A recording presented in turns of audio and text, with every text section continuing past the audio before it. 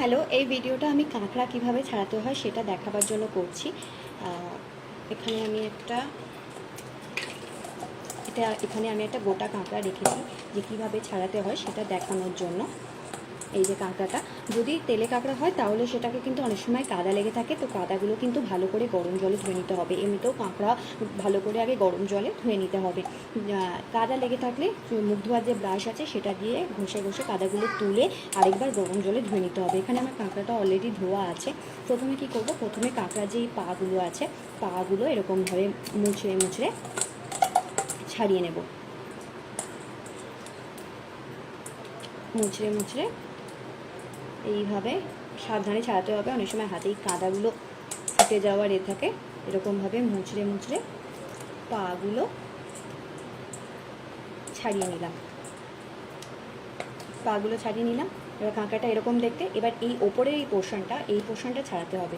এই পোর্শনটা কীভাবে ছাড়াবো, এই যে কাঁকড়াটাকে এরকমভাবে নিলাম, এখানে একটুখানি চাপ দিলে এটা আরামসে ছেড়ে বেরিয়ে চলে আসবে। পুরো ছাড়িয়ে নিতে হবে, এটা ফেলে দিতে হবে। দিয়ে কাঁকড়াটা হলো এরকম।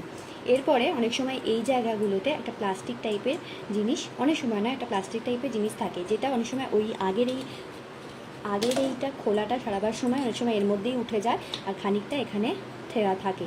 তো এখানে অল্প খানিকটা আছে, প্লাস্টিকের মতো দেখতে হয় এই ব্যাপারটা। এই যে প্লাস্টিকের মতো, এটা ফেলে দিতে হয় ছাড়িয়ে ছাড়িয়ে। এই যে প্লাস্টিকের মতো, এটা ছাড়িয়ে ছাড়িয়ে এটা কিন্তু ফেলে দিতে হবে। দিয়ে এখানগুলো এরকমভাবে পরিষ্কার করে দিতে হবে। এই যে প্লাস্টিকের মতো খানিকটা আছে, এই হচ্ছে এখন কাঁকড়াটা। একটু খানিকটা আছে প্লাস্টিকের মতো, ভালো করে ছাড়িয়ে নিলাম। এবার কি করতে হবে, এবার এই যে পোর্শনটা আছে এটা ছাড়িয়ে ফেলে দিতে হবে। এটাও কিভাবে ছাড়াবে, একটুখানি চাপ দিলেই ভালো করে এই পোর্শনটা উঠে যায়। হয়ে গেল, এটা ছাড়িয়ে দিলাম, এরকম দেখতে হলো। এবার মাঝখান থেকে এটা ছুরি দিয়ে কেটে দিতে হবে, কারণ বড় কাঁকড়া,